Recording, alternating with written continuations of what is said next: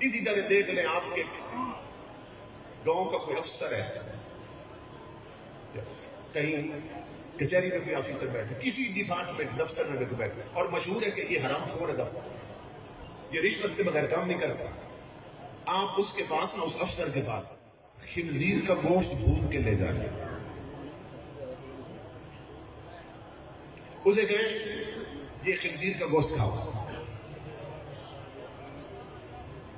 وہ آپ کے گلے کو کاٹنے کے لیے دوڑے گا، وہ کہے گا تو نے میرے کامل سمجھا؟ میں اسے پوچھا تو نہیں بھائی کیوں نہیں کھاتا خنزیر کا گوشت؟ اور وہ کہے گا یہ حرام ہے۔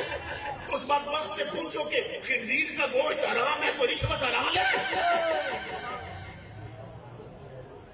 وہ خنزیر کا گوشت حرام ہے تو یہ جو دودھ میں پانی ملا کے بیچتا ہے یہ حلال ہے؟ خنزیر کا گوشت اگر حرام ہے تو یہ جو ملاوٹ والا مال بیچ رہا ہے یہ حلال ہے؟ خنزیر کا گوشت اگر حرام ہے تو یہ جو بھائیوں کی زمینوں پہ قبضے کیے بیٹھا ہے یہ حلال ہے؟ یہ جو ترازو میں تول کے ڈنڈی مارتا ہے یہ حلال ہے؟ جھوٹ بولتا ہے کہ تو شریعت کے حرام کا حیا کر رہا اس لیے خنزیر نہیں کھاتا، وہ ایک چھوڑ کر حرام 10 حرام کھا رہا ہے، تو جھوٹ بول رہا ہے، تو شریعت پہ نہیں تو اپنی طبیعت پہ چل رہا ہے۔ پتہ ہے خنزیر کیوں نہیں کھاتے؟ رشوت کھا لیتے اور 10 حرام کھاتے، خنزیر کیوں نہیں کھاتے؟ اس لیے کہ بچپن سے سنا ہے بزرگوں سے، سن کے نا طبیعت کو نفرت ہو گئی کہ یہ بہت گندا جانور ہے، بہت ہی گندا اور غلیظ جانور ہے، تو سن کے طبیعت کو نفرت ہو گئی، تو یہ طبی نفرت اس لیے خنزیر نہیں کھاتے۔ اگر شرعی نفرت ہوتی حرام سے تو صرف خنزیر نہیں پھر ہر حرام چھوڑ دیا ہوتا۔ اب بتائیے ہم کس درجے پہ کھڑے ہیں؟ طبیعت پہ چل رہے ہیں یا نبی کی شریعت پہ چل رہے ہیں؟ حلال کھانے والوں کا حال یہ ہوتا ہے۔ امام الانبیاء کے غلام انڈیا میں ایک بزرگ تھے، حضرت شاہ سراج الحق چشتی صابری رحمۃ اللہ تعالی، تو محکمہ مال میں آفیسر تھا، انگریز کا دور تھا، محکمہ مال میں افسر تھا، لیکن جو نیک افسر ہوتا ہے وہ نہ خود حرام کھاتا ہے نہ نیچے والوں کو کھانے دیتا ہے، جو ماتحت ہوتے ہیں، تو حلال کھانے والے افسر اور شریف افسر سے نہ جو ماتحت حرام خور ہوتے ہیں وہ بھی تنگ ہوتے ہیں کہ یا تو اس کی ٹرانسفر ہو جائے یا یہ مر جائے، اسے جان چھوٹ جائے، تو نچلے والا سارا عملہ تنگ تھا کہ وہ حرام نہیں کھانے دیتے تھے، تو کسی نے ان کے خلاف شکایت کر دی عدالت میں کہ یہ جو سراج الحق صاحب ہیں، شاہ سراج الحق چشتی صابری رحمۃ اللہ تعالی، انہوں نے مال میں فراڈ کیا ہے، جھوٹی تہمت لگا۔ عدالت میں کیس چل گیا، تو انگریز جج تھا، وکیل ہندو کھڑے تھے، انہیں عدالت سے سمن آیا، بلایا گیا، اور جب یہ عدالت میں پہنچے تو جج نے کہا کہ تمہارے خلاف کیس ہوا کہ تم نے مال خورد برد کیا اور فراڈ کیا ہے مال میں، تو شاہ سراج الحق چشتی اگر اپنی صفائی میں کوئی گواہ پیش کر سکتے ہو تو گواہ پیش کرو۔ سننا غور سے، حضرت شاہ سراج الحق چشتی فرمانے لگے، انگریز سے فرمانے لگے کہ اپنی صفائی میں خود پیش کروں یا میری صفائی میری گھوڑی پیش کرے؟ سبحان اللہ، سبحان اللہ۔ انگریز کافر تھا، بڑا حیران ہوا، جج کو اس نے کہا آج تک بندے صفائی پیش کرتے ہیں، گھوڑی جانور ہے، جانور بھی صفائیاں پیش کرتے ہیں، آپ نے فرمایا یہ تیری مرضی ہے، میں اپنی صفائی خود دوں یا میری گھوڑی دے؟ وہ انگریز کہنے لگا، جج کہنے لگا آج گھوڑی کی صفائی دیکھتے کیسے دیتی ہے، چل اپنی صفائی گھوڑی سے کروا۔ تو اس دور میں موٹر سائیکل اور گاڑیاں تو تھی نہیں، لوگ کھچروں پہ جاتے تھے عدالتوں میں، گھوڑیوں پہ، یہی سواریاں ہیں۔ آپ گھوڑی پہ گئے تھے نا عدالت میں، تو گھوڑی باہر بندی تھی، آپ نے فرمایا کہ میری گھوڑی کو عدالت میں لے آؤ۔ عدالت میں لے آؤ، گھوڑی بلی کی عدالت میں آ گئی. یہ محمد عربی کے غلام کا کردار ہے. کہنے لگا انگریز یہ بے زبان ہے، یہ کیسے گواہی دے گی؟ آپ نے فرمایا آپ ایسا کرو، گھوڑی یہیں پہ کھڑی ہے، یہاں سے بندہ بھیجو باہر جائے زمینوں میں، مالک کی اجازت کے بغیر چارہ کاٹ کے لے آئے. کسی کی زمین سے بھی نہ. آپ پٹھے بولتے ہیں، چارہ پٹھے کاٹ کے لے، جو گھوڑیاں کھاتی ہیں، اجازت نہ لے مالک سے، چارہ کاٹ کے لے آئے. انہوں نے ایک بندے ملازم کو بھیجا، وہ گیا اور ایک گٹھڑی سی بنا کے نہ لے آیا. انگریز کہنے لگا اب کیا کریں؟ فرمایا میری گھوڑی کے سامنے رکھو. امام الانبیاء کے غلاموں تاریخ میں ہے، جب گھوڑی کے سامنے چارہ ڈالا اس نے نفرت سے پھیر لیا.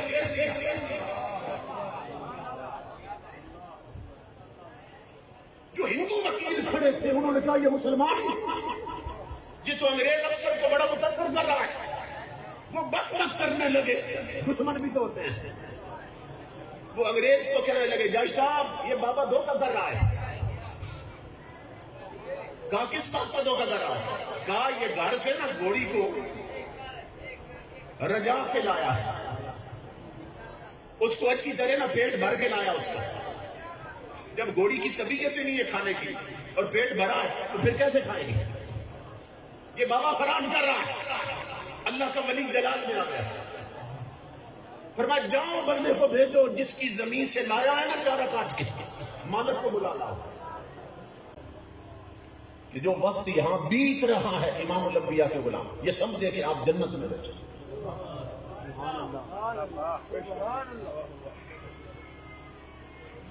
حضرت شاہ عبد العزیز محدث دہلوی سے کسی نے پوچھا تھا رحمت اللہ تعالی کہ حضرت کیا وجہ ہے کہ جہاں طوائفوں کی محفل ہو نا، ناچنے والوں کی محفل ہو اور ناچنے والیوں کی محفل ہو اور گانے والیوں کی محفل ہو تو وہاں کسی کو نیند نہیں آتی. ایسا ہوتا ہے بھائی ناچنے والی اور گانے والی کی محفل میں بھی کوئی سو جائے، جانتے رہتے ہیں لوگ. تو کسی نے سوال کیا کہ حضرت گانے والیوں کی محفل میں نیند نہیں آتی، ناچنے والیوں کی محفل میں نیند نہیں آتی، ذکر نبی کی مجلس میں نیند کیوں آنے لگی؟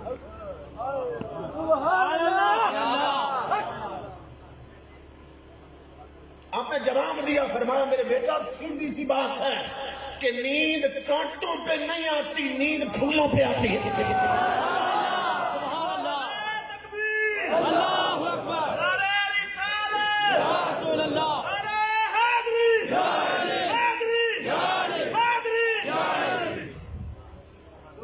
نیند کانٹوں پہ نہیں آتی، نیند پھولوں پہ آتی ہے.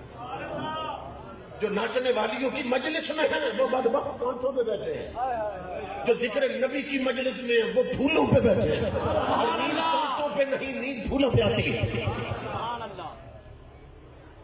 لیکن یہ کانٹے اور پھول اس دن نظر آئیں گے جس دن یہ آنکھ بند ہو رہی ہوگی اور یہ آنکھ کھل رہی ہوگی. سبحان اللہ. اس دن معلوم ہوگا کیا کرنا تھا اور کیا کرتے رہے. امام الانبیاء کے غلاموں، ایک ہے نبی اکرم صلی اللہ علیہ وآلہ وسلم کا جشن منانا، ایک ہے حضور کا مشن اپنانا. اگر کوئی شخص حضور کا جشن منائے اور حضور کی شریعت نہ اپنائے تو اس کا جشن منانا منافقت ہو جائے گا. یہ توجہ تک بات ہے. یہ جو ربیع الاول شریف ہے نا، یہ روحانیت کی بہار کا مہینہ ہے، روحانیت کی بہار کا مہینہ ہے. تو نبی اکرم صلی اللہ تعالی علیہ وآلہ وسلم کا میلاد منانا اور جس مقصد کے لیے حضور کا میلاد ہوا، کیا خود حضور نے بتایا کہ میں دنیا میں کیوں آیا صلی اللہ علیہ وسلم. آقا نے فرمایا میں دنیا میں کیوں آیا، فرمایا انما بعثت معلما، میرے رب نے مجھے بھیجا ہی اس لیے کہ تم دین سیکھو، میں تمہیں دین سکھاؤں. تو امام الانبیاء اس دنیا میں دین سکھانے آئے تھے. تو پھر ہم میں سے کتنے ہیں جنہوں نے دین سیکھا؟ کتنے ہیں جنہوں نے دین سیکھا؟ یہاں مجلس میں نعرے لگانا آسان ہے، حضور کے ذکر پر جھومنا آسان ہے، داد بھی دینا آسان ہے، امداد بھی دینا آسان ہے، مگر مشن اپنانا مشکل ہے۔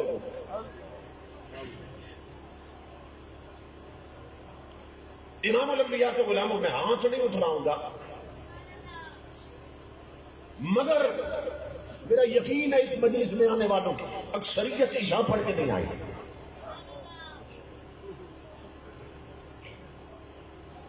اور جب جاگتے ہوئے عشاء پڑھ کے نہیں آئی تو گھر جانے کے بعد سو کر اٹھ کر فجر کیسے پڑھے گی؟